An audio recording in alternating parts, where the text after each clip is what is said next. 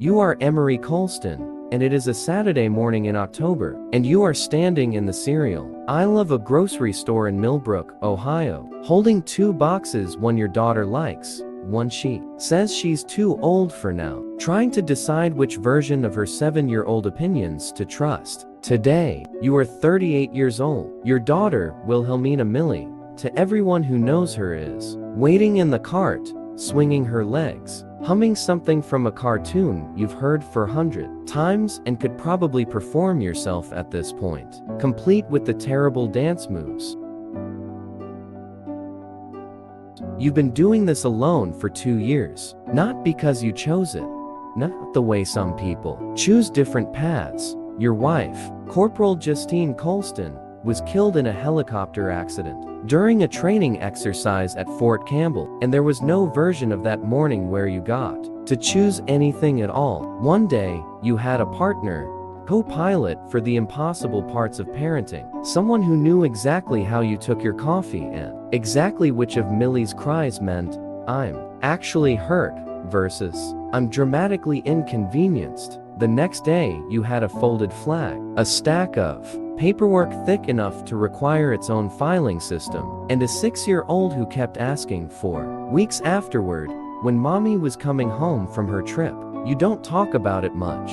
Grief, you've learned, doesn't announce itself politely. It doesn't knock. It just moves in and rearranges the furniture of your life permanently, and you spend the rest of your days learning to walk around the new shape of the room without stubbing your toe on the same grief every single time. There are still mornings, fewer now, but they still come when you wake up before your alarm and reach across the bed out of pure muscle memory, and the half-second before you remember is somehow both the kindest and cruelest half-second of your entire day. The tattoo on your left forearm is part of that new shape, a small monarch butterfly, wings open mid-flight, resting just above a single line of script. Still here, you got it, 8 months after the funeral, at a free tattoo event hosted by TAPS, the Tragedy Assistance Program for Survivors, an organization that exists entirely for people like you, people whose loved ones died in service, people learning the specific, unglamorous work of continuing to exist afterward. The artist who did it, a soft-spoken man named Roscoe, who'd lost his own brother in Afghanistan, had told you, as he worked, "This isn't a memorial tattoo. Memorials are for the dead. This one's proof you're still among the living." Some days, that's the harder thing to prove. You don't show it off. It's not that kind of tattoo. It's just there, quiet, the way of the truest things about. You are quiet now, folded into the ordinary motions of an ordinary life, visible only if someone happens to be looking. You're reaching for the cereal, the one Millie will actually eat, not the one she claims to prefer in front of other adults. A distinction you've learned costs you $11 in wasted groceries if you get it wrong. When you hear a small voice behind you, then another, then two more, overlapping, like a chorus that hasn't quite learned to harmonize. Mama has that. Mama has that exact same one. You turn, and there are 4 little girls standing in a loose cluster by the cart next to yours, ranging, you'd guess, from about 4 years old to maybe 10. The oldest one solemn-eyed, dark braids, pulled tight. Maybe 10 is staring at your forearm like she's seen a ghost, or perhaps, like she's seen the opposite of one. The youngest, barely past toddlerhood, is tugging on her sister's sleeve, repeating same, same, same, in the delighted, insistent way small children repeat things they find magical, before they've learned that some magic is actually grief wearing a disguise. "I'm sorry," you say, more confused than alarmed. "Your tattoo," the oldest girl says, pointing with the unself-conscious directness only children possess. "The butterfly. Our mom has the exact same one. Same spot, same words, everything." You feel something in your chest go very still. The particular stillness of a person who has learned the hard way to pay attention when the universe does something statistically improbable. "That's quite a coincidence," you say carefully, though your mind is already moving faster than your voice, cross-referencing, calculating, hoping and dreading in equal measure. It's not really a coincidence. Tattoo, the girl continues, with the precise, slightly pedantic tone of an oldest child who has clearly explained things to her younger sisters many times. Perhaps too many times. It's from a special place. Mama said only certain people get it. People whose person died. Your mouth goes dry. There is only one tattoo like this, as far as you know. There is only one place, one specific design, one specific line of script, reserved for a specific and terrible kind of loss. The loss that comes with a folded flag and a chaplain's careful, rehearsed condolences. What's your mama's name? You ask, and your voice comes out quieter than you intend. Sabine, the middle girl says. She looks about 8, gap-toothed, watching you with open curiosity, entirely unbothered by the strangeness of the moment. Sabine Alderidge.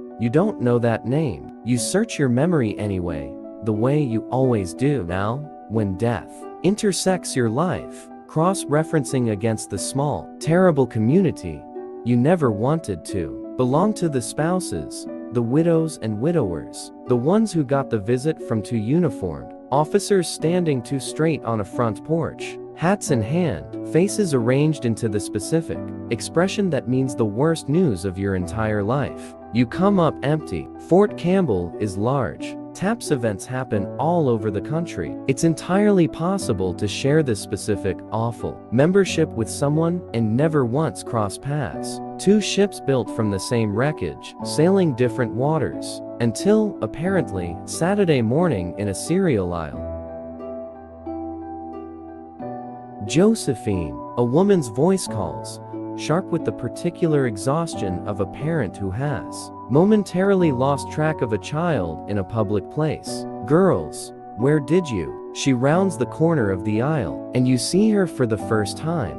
A woman maybe your age, tired around the eyes in the way. That has nothing to do with sleep, and everything to do with the last several years, pushing a cart loaded with groceries for what looks, from the volume alone, like a large and hungry family. Her hair is pulled back in the quick, functional way of someone who stopped having time for anything more elaborate a long time ago, and there's a smear of what might be yesterday's marker on her wrist that she clearly hasn't noticed. She stops when she sees you. More specifically, she stops when she sees your forearm, which the oldest girl, Josephine, apparently is now pointing at with total, unfiltered directness. Mama, look, he has your tattoo. You watch the woman's face do something complicated, recognition, disbelief, and something that looks almost like fear, all moving across her features in the space of 2 seconds, the way weather moves across an open field. That's not possible, she says, more to herself than to you. Then,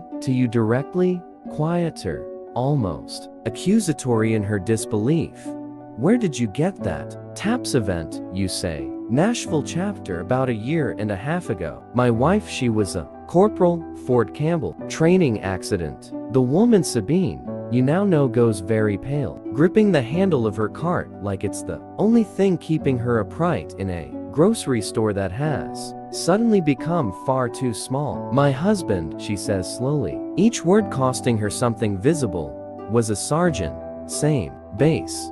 He died 11 months ago. I'd during deployment. I got this. She pulls up her own sleeve with a trembling hand, revealing the same butterfly, same script, same specific placement at the exact same event. Nashville chapter, October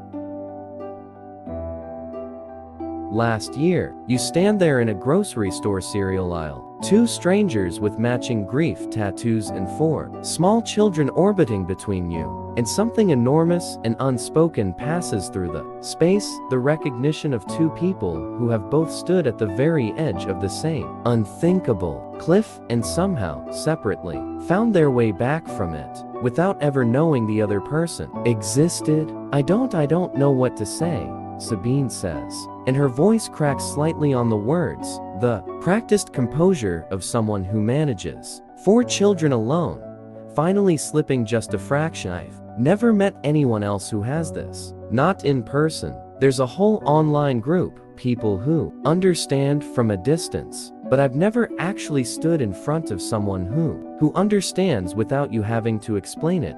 You finish, because you know exactly what she means. There's a very specific loneliness and grief that only other grieving people can dissolve, even briefly. The relief of not having to translate your pain into language other people can digest, the exhausting work of making your worst thing palatable for polite conversation. I'm Emory, you say. This is Millie. You gesture to your daughter, who has climbed halfway out of the cart to get a better look at the commotion, entirely unbothered by social convention, the way 7-year-olds tend to be when something interesting is happening near them. Sabine, she says. These are my girls. Josephine, she's 10, and thinks she runs this family. Marguerite, 8, our resident scientist. Opaline, 6, currently obsessed with anything involving glitter. And this little one causing all the trouble is Rena. She's 4, and she has never once in her life used an indoor voice. Rena, unbothered by being called out, is now attempting to climb into your cart with Millie, who has already decided, with the swift and total loyalty of small children, that Rena is now her best friend, possibly her sister, possibly both. 4 girls, you say, something in your chest aching with a specific kind of tenderness you weren't prepared for. That's a lot to carry alone. Some days it feels like 100, Sabine says, with a small, exhausted laugh that doesn't quite hide how true the statement is. Gideon used to say, I was the strongest person he knew. Most days I don't feel strong. I feel like I'm just showing up over and over, hoping that's enough, hoping I'm not ruining them in ways I won't discover until they're in therapy at 30. It is enough, you say, and you mean it with more certainty than you've meant almost anything since Justine died. Showing up over and over when you don't feel strong. That's the whole thing. That's all any of us are doing. Nobody who's actually grieving feels strong. The ones who look strong from the outside are usually just better at hiding how much they're improvising. Sabine looks at you for a long moment, something shifting behind her eyes. The specific recognition of someone who has just been truly heard for the first time in longer than she can remember, by someone who isn't required to say the right thing, who simply happens to already know it. Would you? She starts, then stops, seeming to reconsider whether the question is appropriate for a grocery store encounter with a stranger, however unusual the circumstances that brought you together. There's a TAPS meetup, local chapter, 3rd Thursday of every month. Family friendly.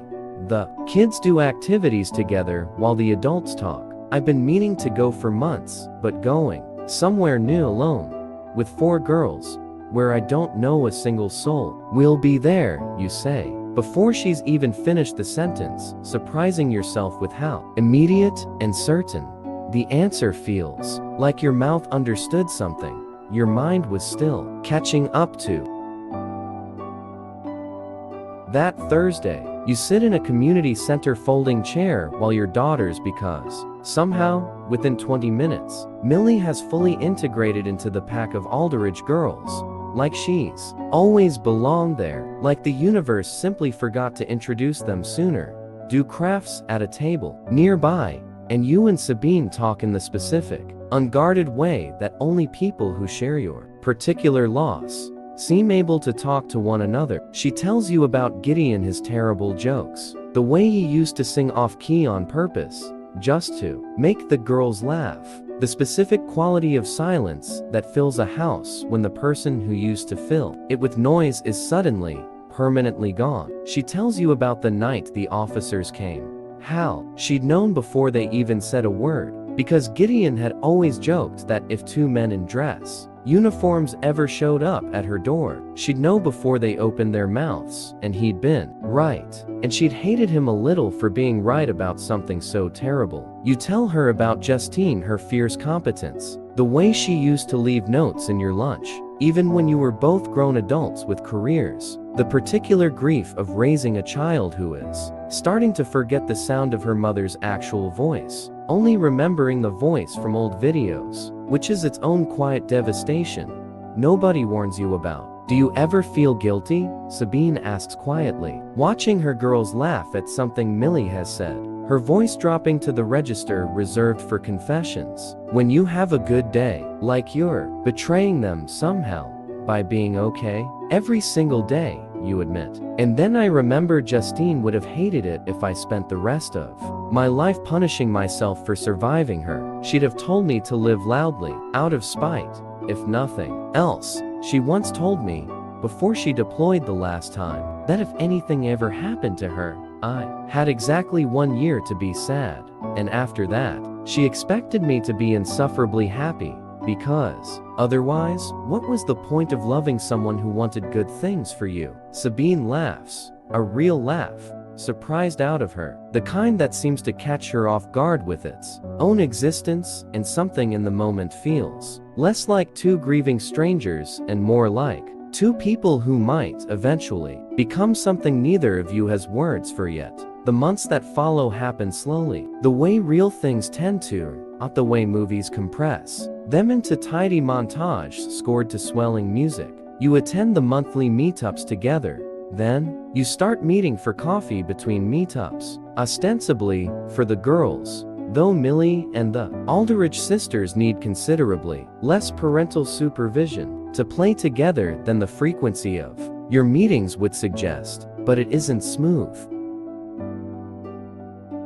4 months in, Sabine pulls back suddenly, cancels 2 coffee dates in a row, stops answering texts with her usual quickness. When you finally ask her directly, sitting in her kitchen while the girls play upstairs, she starts crying before she even finishes her first sentence. I feel like I'm cheating on him, she says. Gideon, even though he's gone, even though I know, logically, that doesn't make sense. I keep thinking about what if he's watching?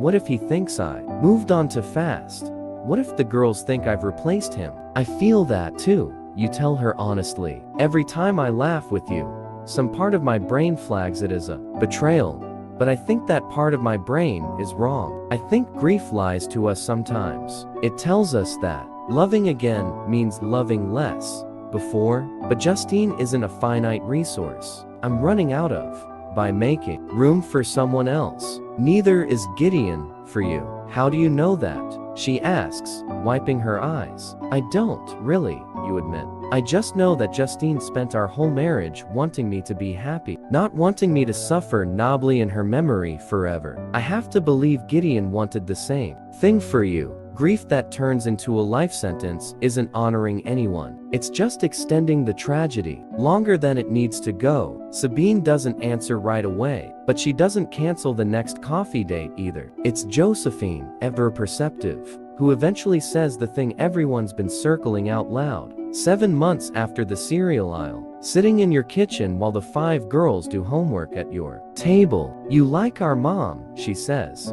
not a question, delivered with the same matter-of-fact directness she'd used to identify your tattoo. Like.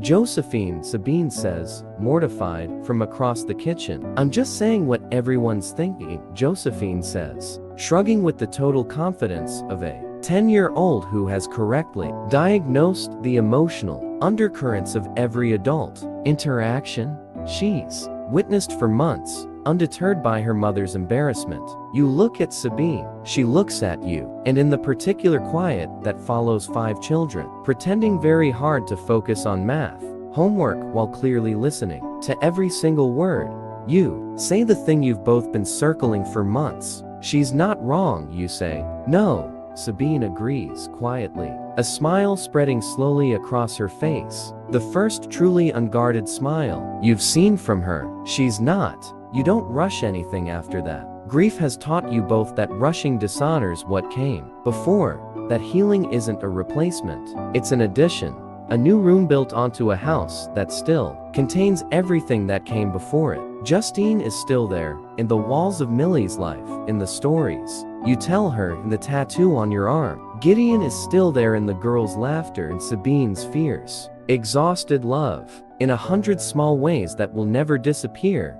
and were never meant to. 18 months after a Saturday morning cereal aisle, you and Sabine marry in a small backyard ceremony, string lights strung between 2 old oak trees. 5 girls standing together as the world's most enthusiastic and chaotic flower girl brigade, all of them wearing, at Josephine's insistent request, small matching butterfly pins on their dresses. So Daddy and Mrs. Colston are there too, she'd explained, with the same solemn directness she'd used the day she noticed your tattoo. And nobody in the yard had a dry eye left after that sentence. But it's what happens next, near the very end of the ceremony, that neither you nor Sabine had planned, and that neither of you will ever forget. Before the officiant can call for the rings, Josephine steps forward, unprompted, holding a small wooden box that you don't recognize. The yard goes quiet. Even the youngest guests seem to sense that something unscripted and important is happening. Wait, Josephine says, her 10-year-old voice carrying with surprising steadiness across the yard. We made something, all 5 of us. We want to give it to you before you're married, so it's part of the wedding, not after. She opens the box. Inside, resting on a bed of folded tissue paper, are 5 small temporary tattoos, hand-drawn by the girls themselves. You'll learn later, copied painstakingly from a photograph of your real tattoo. Monarch wings slightly uneven, the script slightly crooked in the way only a child's careful effort can be. We each made one, Marguerite explains, stepping up beside her sister. For all of us. Because, Josephine said, if 2 people who lost someone can find each other and make something good, then all of us should have the mark too. Not because we're sad, because we're still here, like you're real. One says. Millie steps forward with her own, presenting it to you and Sabine together, cupped in both small hands like something sacred. We're a family now, she says simply, 7 years old, and entirely certain of a truth that took the adults around her considerably longer to arrive at. Families should match. There isn't a dry eye left in that yard. Not yours, not Sabine's, not a single guest who understood even a fraction of what that small wooden box represented. You kneel down right there in your wedding clothes and let 5 little girls press temporary butterfly tattoos onto your forearm, one after another, until your arm is covered in overlapping, imperfect, beautiful wings, layered over your real one. 5 children's hands leaving their mark exactly where 2 grieving strangers, matching grief, once lived alone. We're keeping these forever, Rena announces, entirely serious, examining her own tiny forearm, where she's pressed a matching tattoo onto herself. Even when they wash off, we'll just draw new ones. And you understand, kneeling in the grass in your wedding clothes with 5 temporary tattoos overlapping on your arm, and your soon-to-be wife crying happy tears beside you, that this is the truest ending grief ever offers anyone. Not an erasure, not a replacement, but an addition.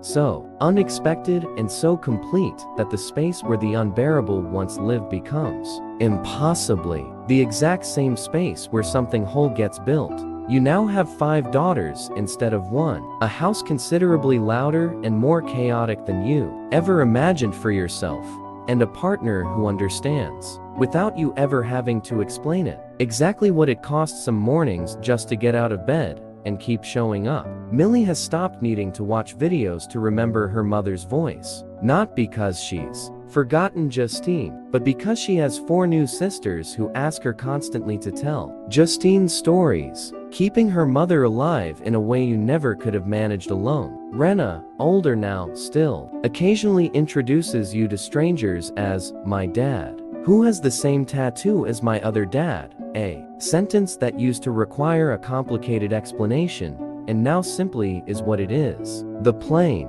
unremarkable truth of a blended, grief-built, fiercely loved family. You still have the butterfly on your forearm. Sabine still has hers. Some evenings, sitting together, after the girls are finally, chaotically asleep, you'll catch her looking at it, and you'll look at hers, and neither of you needs to say anything at all. The tattoo was never meant to heal anything.